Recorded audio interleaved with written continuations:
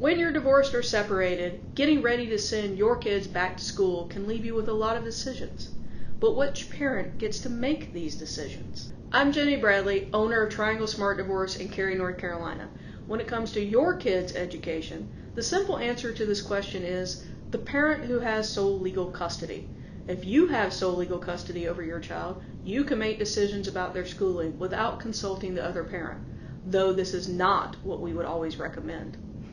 In North Carolina, it gets complicated when parents have 50-50 joint legal custody, which is fairly commonplace for divorced parents here. We've handled a lot of cases where parents disagree about their children's education, and I'm going to go ahead and tell you that typically the best and most affordable option is simply coming to a decision between the two parents.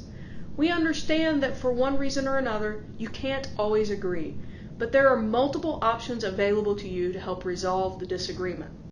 The biggest disagreement between parents is usually deciding the actual schools their children will attend. One parent wants them to go to the school close to them. The other parent wants them to go to the higher ranked school in their district. One parent wants a year-round school. The other wants a traditional calendar.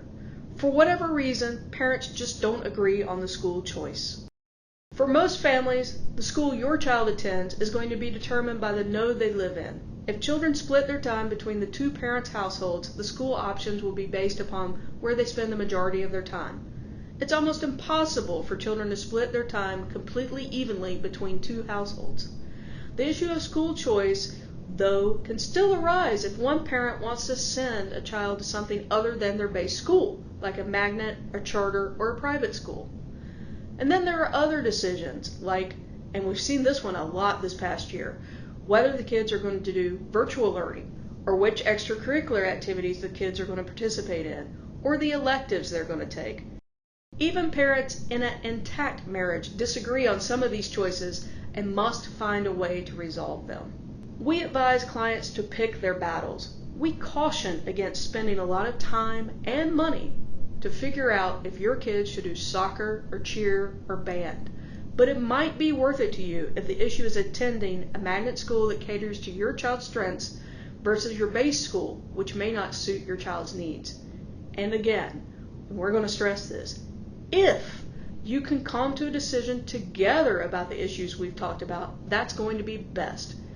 But if you just can't agree, here are some of your options. First, if you have a parenting coordinator assigned by the court, you will go to them, and they will make the decision after talking with both parents and maybe even your kids. If you don't have a parenting coordinator in your case, you can go to counseling or mediation.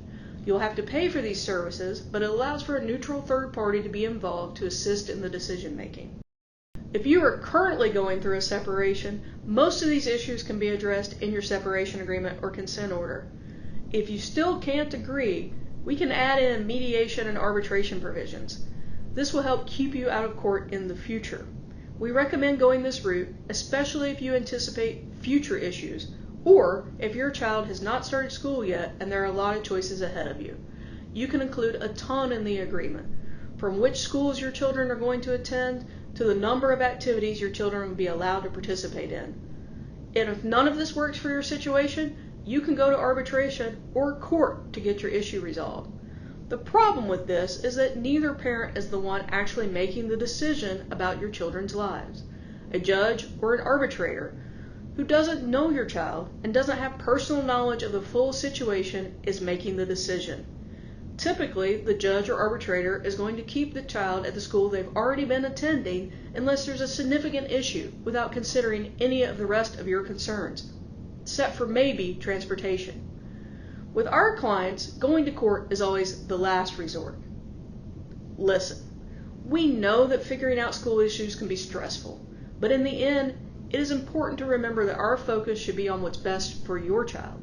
If you're divorced or separated, or even just contemplating divorce and are trying to figure out the school piece of this, give us a call and we'll discuss your options.